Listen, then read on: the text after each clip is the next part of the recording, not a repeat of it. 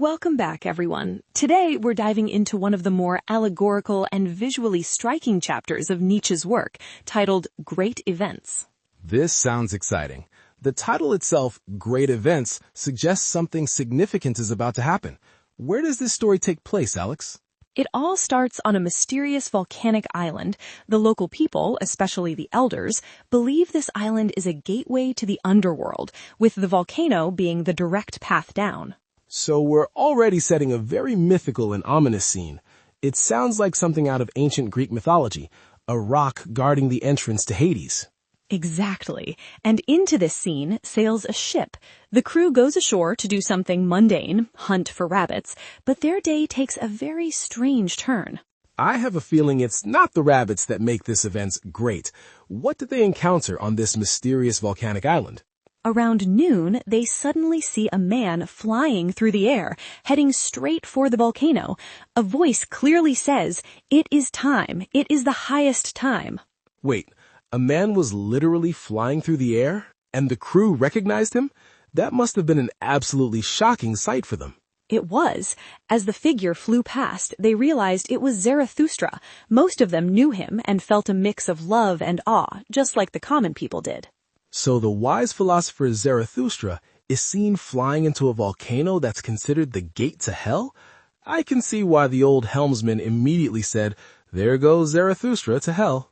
Precisely. And this sighting fuels a growing mystery. Around the same time, it was rumored that Zarathustra had vanished, having boarded a ship at night without a word. So first there's uneasiness about his disappearance, and then this wild story from the sailors comes out. What did people make of all this? The popular conclusion was that the devil must have taken Zarathustra. It became the talk of the town, blending fear and fascination with his character. How did his actual followers, his disciples, react to these rumors? I can't imagine that they believed that the devil had taken their teacher. They laughed it off publicly. One of them even joked, "I'd sooner believe that Zarathustra has taken the devil," but deep down they were genuinely worried. That makes sense. They had to maintain a strong front, but the uncertainty must have been agonizing. So what happened next? Did he return? Yes, on the fifth day, Zarathustra reappeared among them, much to their relief and joy, and he had a very strange story to tell them. So now we get the explanation. This must be the account of his interview with the fire dog that the text mentions. What is this all about? He begins by framing the earth as a living body with a skin, and this skin has diseases. He provocatively names man as one of these diseases. That's a very bleak view of humanity, calling us a disease on the planet's skin. What was the other disease he mentioned? The other disease is called the fire dog. He says this is a creature about which people have been greatly deceived, and he went to the volcano to uncover the truth. Okay, a fire dog in a volcano. This is clearly an allegory. What does this creature actually represent in Nietzsche's philosophy, Alex? The fire dog represents loud, chaotic, and revolutionary forces that seem important but are ultimately hollow. Think of noisy political upheavals or populist movements that are all smoke and rage. So it's a symbol for any great event that is loud and disruptive but lacks real substance or creative power. How does Zarathustra confront this creature? He yells at it, "Up with thee, fire dog, out of thy depth." He challenges it, saying its angry rhetoric is sourced from the sea, it's bitter and salty, but also shallow. He's saying it takes its nourishment from the surface, not from a place of deep truth. It's not as profound as it pretends to be. Exactly. He calls it the ventriloquist of the earth. He says all these spouting, subversive devils are just like it, bitter, dishonest, and shallow. A ventriloquist is a powerful image. It suggests the voice isn't coming from where you think it is, that it's a performance designed to deceive. Zarathustra continues, saying they know how to roar and obscure things with ashes. They are the best braggarts, skilled at making worthless things seem important, like boiling dregs.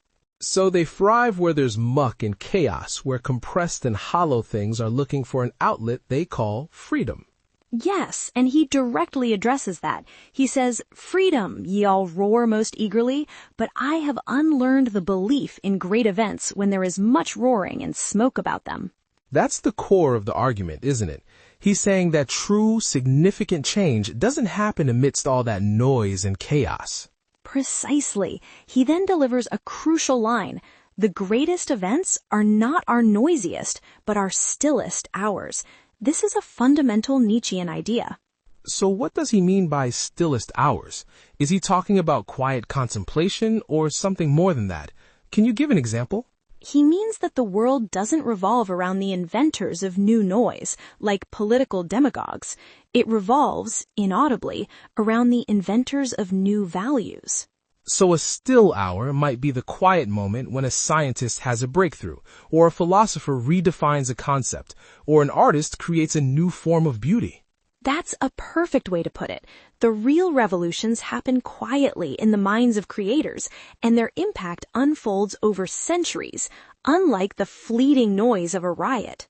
He seems to be dismissing the fire dog's impact, saying that after all its noise and smoke, very little has actually happened.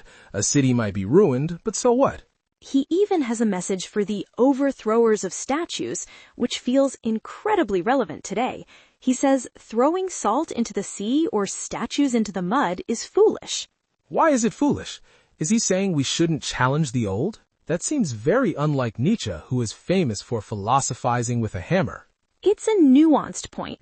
He says that when you throw a statue into the mud of your contempt, it's the law of life that it will grow back with even greater beauty. So by trying to destroy it with contempt, you actually give it a new, more seductive power. It rises again, seducing by its suffering. Yes, and it will even thank its destroyers.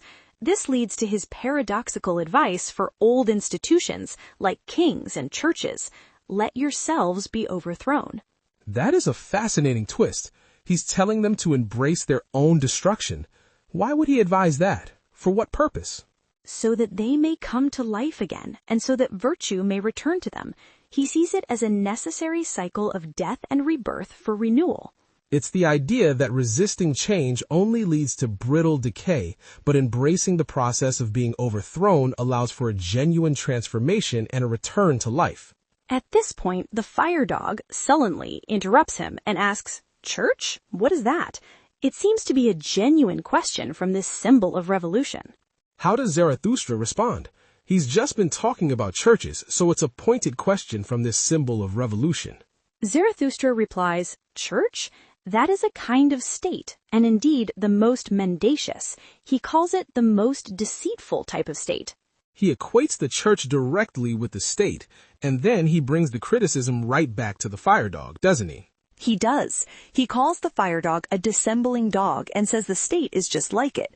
It loves to speak with smoke and roaring to seem important. So both the state and the revolutionary fire dog use the same tactics of noise and deception to convince everyone they are the most important creature on earth. And people believe it. This idea enrages the fire dog. The thought that the state is considered the most important thing on earth makes it mad with envy. It's jealous of the state's success at the same game it plays. It wants to be the center of attention, the primary force of deception. The fire dog lets out so much vapor and terrible noise that Zarathustra thinks it might choke on its own vexation and envy, but then it calms down. And Zarathustra, seeing this, feels he has won the argument. He basically says, your anger proves that I'm right about you. Correct. And to prove his point further, he tells the story of another, different kind of fire dog, a complete contrast to this one. A second fire dog? What is the purpose of this other creature? How is it different from the roaring, envious one in the volcano? This second fire dog speaks from the heart of the earth. Its breath is gold and it rains gold. It's a creature of pure creation and value. So it doesn't produce smoke, ash, and bitter noise. It produces gold and laughter. It represents a completely different kind of power. Exactly. It is described as a variegated cloud of laughter, the opposite of the first dog's gargling and spewing. It is a generative, life-affirming force. So it's the difference between someone who loudly tears things down and someone who quietly and joyfully builds something new and valuable. That is the perfect analogy. Zarathustra reveals the secret. This gold and laughter come from the heart of the earth, because the heart of the earth is of gold. At its core, the world is not bitter and hollow, but golden and creative.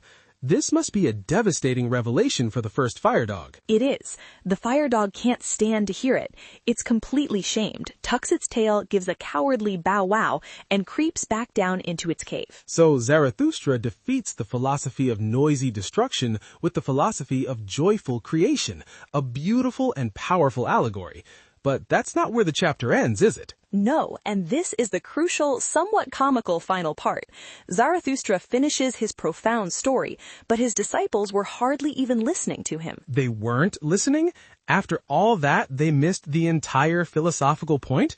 What were they so preoccupied then? They were just eager to tell him their side of the story, about the sailors, the rabbits, and the amazing sight of him flying through the air. So they were focused on the spectacle, the miracle, the great event in the noisy sense, and they completely missed the quiet hour of his philosophy. Precisely. They are acting just like the crowd that Nietzsche criticizes. They are drawn to the noise and smoke, not the quiet invention of new values. How does Zarathustra react to this? He must be so frustrated that his deepest teachings are being ignored for a superficial rumor. He's bewildered. He says, "What am I to think of it? Am I indeed a ghost?" He wonders if perhaps it was just his shadow that they saw. He even mentions the wanderer and his shadow, another one of his key concepts. He seems worried about his reputation, about how he is perceived. Yes, he says he must keep a tighter hold on his shadow, or it will spoil his reputation. He's concerned that the myth is overshadowing the message. It's a classic problem for any profound thinker or leader. The followers often worship the person or the miracle, rather than understanding the actual ideas. And the chapter ends with Zarathustra shaking his head, still wondering. He repeats, "What am I to think of it?" and then poses a final, unanswered question. What is that final question he leaves us with? It seems to be the one that was shouted from the sky at the very beginning. He asks, why did the ghost cry, "It is time, it is a highest time"? For what is it then, the highest time? And he leaves that question hanging. It implies that perhaps even he doesn't know, or that the answer isn't about flying into volcanoes, but about something else entirely. Exactly. The highest time is not for the spectacle the sailor saw, but for the creation of new values, a task his own disciples seem unprepared for. It's a powerful and somewhat tragic ending to the chapter. He's won the philosophical battle with the fire dog, but seems to be losing the war for his disciples' understanding. It highlights the immense difficulty of communicating profound truths. People are easily distracted by the great event and miss the silent revolution of thought. This really emphasizes the difference between appearance and substance, which is a constant theme in Nietzsche's work. The fire dog appears powerful but is hollow. And Zarathustra flying appears to be a great event, but the truly great event was the philosophical insight he gained, which is almost completely ignored by everyone. A fascinating and deeply layered chapter. Thanks for breaking that down for us, Alex. It gives us a lot to think about regarding what we consider truly important events.